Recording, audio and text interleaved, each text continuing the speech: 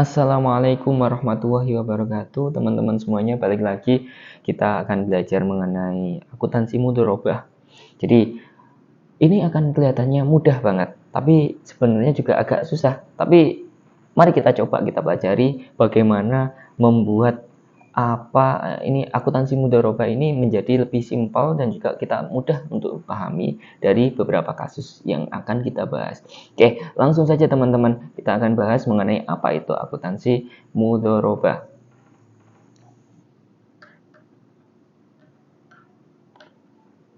Oke, nah ini dia akuntansi mudharabah. Jadi kalau kita belajar mengenai akuntansi mudharabah, ini memang ada beberapa hal. Oke, ada beberapa aktor. Di sini ada pengelola dana yaitu mudharib dan juga ada pemilik dana itu shahibul mal. Ada dua aktor. Nah, kalau misalkan kita kaitkan ini ke akuntansi perbankan syariah, maka posisi ini di akuntansi mudharabah itu bisa jadi misalkan ada si nasabah, kemudian ada si bank syariah, dan juga ada si nasabah juga. Nah, proses dari nasabah kepada bank syariah ini adalah proses menghimpun. Jadi, si bank syariah menghimpun dana. Salah satu akad yang bisa digunakan adalah mudharabah. Oke, dengan skema tabungan mudharabah. Pasti kalau teman-teman lihat di produknya BSI, produknya Bank Muamalat itu ada tabungan isi wadiah, ada tabungan isi mudharabah, itu macam-macam. Dan begitu juga dalam proses distribusi. Ada bank syariah mendistribusikan dana ke si nasabah. Melalui apa? Melalui produk-produk pembiayaan macam-macam. Nah, posisi di sini ini adalah si pemilik dana atau si bank syariah ini si pemilik dana, si bank syariah ini mendistribusikan kepada pengelola dana, dalam hal ini mudharib. Karena apa yang sudah kita pelajari, pasti yang namanya bank syariah itu pasti terkenalnya dengan sistem bagi hasil. Nah, akan kita lihat nih dari segi akuntansinya itu seperti apa. Oke, di sini ada bagi hasil. Bagi hasilnya adalah 60% untuk bank syariah dan juga 40% untuk si pengelola mudharib atau si nasabah. Oke, jadi kita akan coba langsung masuk saja ke salah satu kasus. Nah, dari bagi hasil itu bisa berdasarkan laba bruto atau berdasarkan laba rugi neto, dan ini diperbolehkan di standar akuntansi keuangan. Oke, kita langsung coba saja ke kasus. Nah, ini ada salah satu kasus di buku. Jadi ada kasus nih, si bank murni syariah menyetujui pemberian fasilitas mudharabah mutlaqah dari PT Hania. Jadi si PT Hania ini mengajukan pembiayaan dengan skema mudharabah mutlaqah. Artinya di sini ada mudharabah muqayyadah, mutlaqah dan juga mutanaqishah. Jadi kalau mudharabah mutlaqah ini artinya dana yang dikelola oleh mudharib ini diperbolehkan digunakan tanpa pembatasan. Tapi kalau muqayyadah ini ada pembatasan ke usaha-usaha yang tertentu. Oke, kita langsung fokus ke satu kasus ini. Jadi si Hania ini ada bank murni syariah, kemudian dia bekerja sama dengan si PT Hania.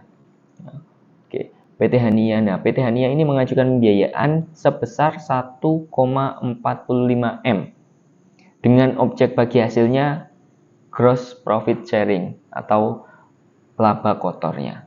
Nah, nisbahnya berapa? 70% untuk PT Hania dan 30% untuk Bank Murni Syariah. Oke, jangka waktunya berapa? 10 bulan. Biaya administrasinya 14 juta. Oke, kemudian pelunasan pengembalian pokoknya kapan? Di akhir periode. Terus modal diberikan secara tunai tanggal 10 Agustus. Oke.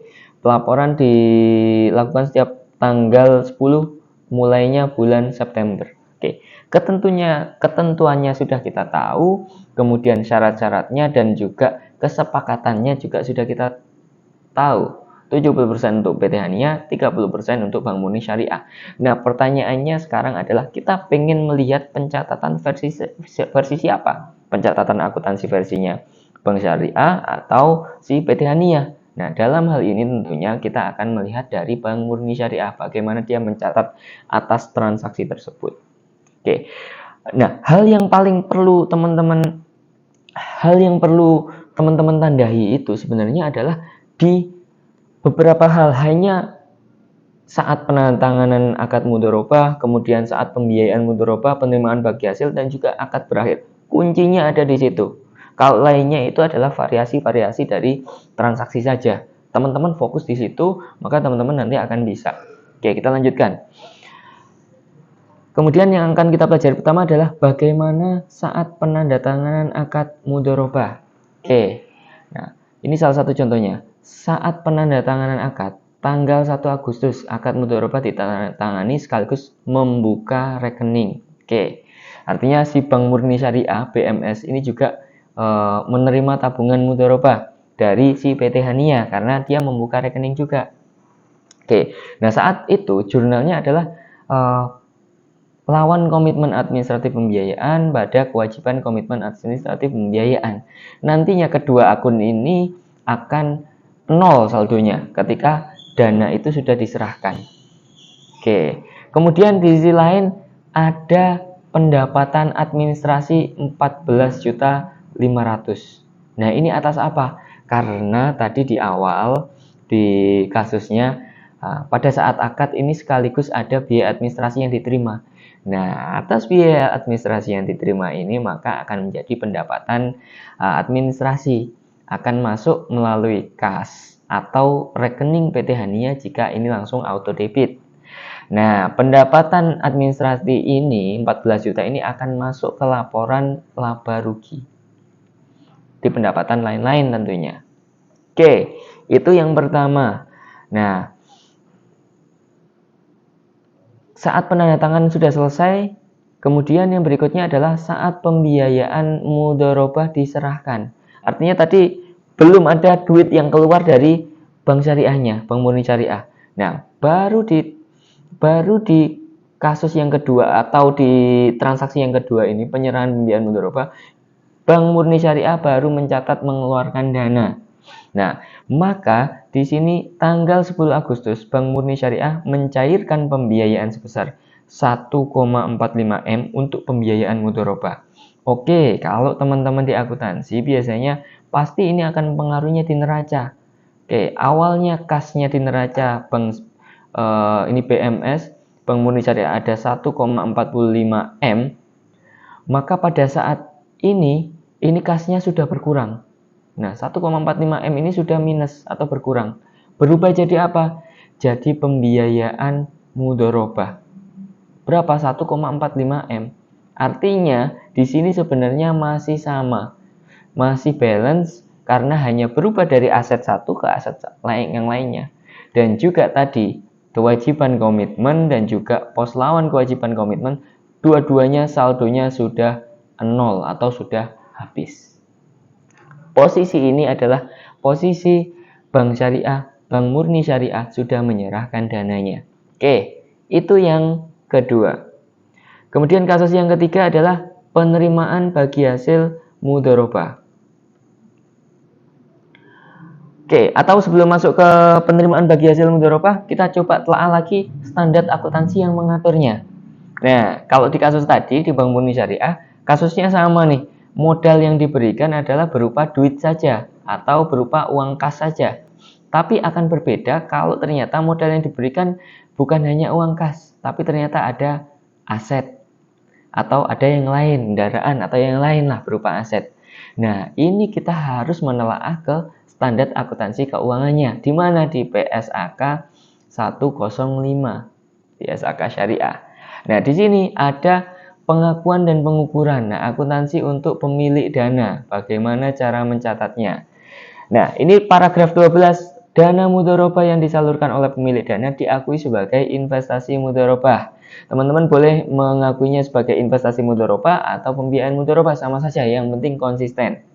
Nah, pada saat pembayaran kas atau penyerahan aset non-kas kepada pengelola dana, pengukurannya sebagai berikut. Oke, yang pertama nih, yang poin A, paragraf 13 di poin A. Investasi mudharabah dalam bentuk kas diukur sebesar sejumlah duit yang dibayarkan. Kalau duit yang dibayarkannya 1,45 M, maka Bank Murni Syariah wajib mencatatnya juga sebesar 1,45 M. Kalau ini berupa kas. Tapi kalau berupa non-kas, nah ini ada perlakuan yang berbeda. Oke, misalkan nih yang di paragraf 13 poin yang B. Investasi mudharabah dalam bentuk aset non-kas diukur sebesar nilai wajar aset non-kas pada saat penyerahan. Oke, jadi kalau berupa non-kas, maka diukur berdasarkan nilai wajar. Nah, dari nilai wajar ini ada dua ketentuan juga. Yang pertama, jika nilai wajar lebih tinggi daripada nilai tercatatnya diakui, maka selisihnya diakui sebagai keuntungan. Jika lebih tinggi daripada nilai yang dicatat atau nilai bukunya, maka selisihnya diakui sebagai keuntungan atau diakui untung.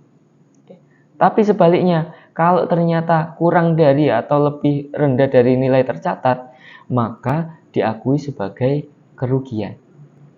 Nah, itu catatannya berdasarkan PSAK paragraf 12 dan juga paragraf 13. Oke. Nah, barulah kita berpindah ke penerimaan bagi hasil mudharabah.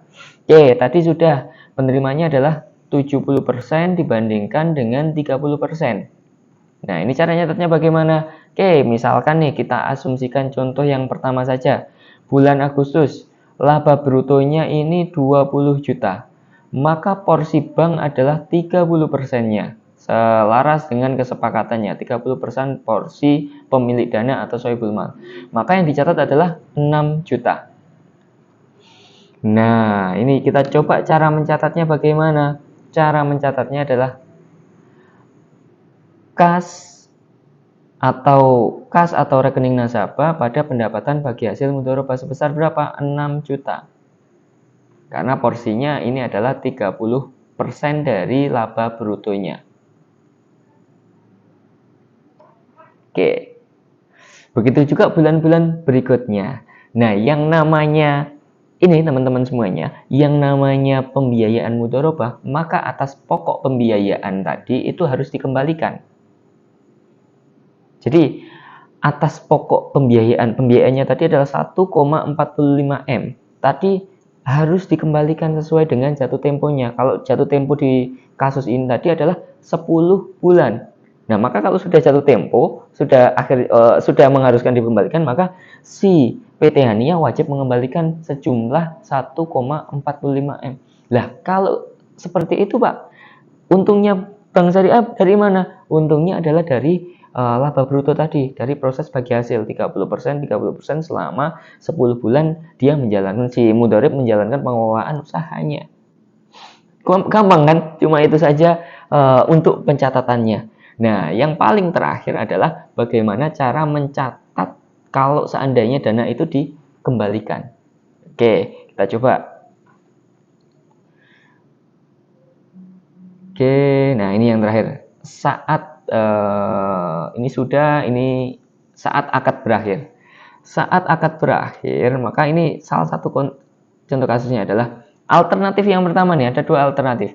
Alternatif yang pertama, si nasabah, ini PT Hania ini mampu mengembalikan modal mudharabah. Oke, kalau si PT Hania ini mampu mengembalikan modalnya, maka dia akan mencatat, si Bank Syariah akan mencatat kasnya ini bertambah 1,45 M dan juga pembiayaan mudharabahnya berkurang 1,45 M. Artinya di sini aset berupa kasnya di sini bertambah 1,45 M, si pembiayaan mudharabahnya ini berkurang 1,45 M.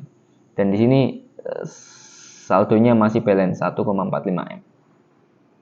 Alternatif yang kedua, karena sudah waktunya jatuh tempo tapi ternyata dia tidak mampu untuk mengembalikan, maka harus dijurnalkan, dibalik.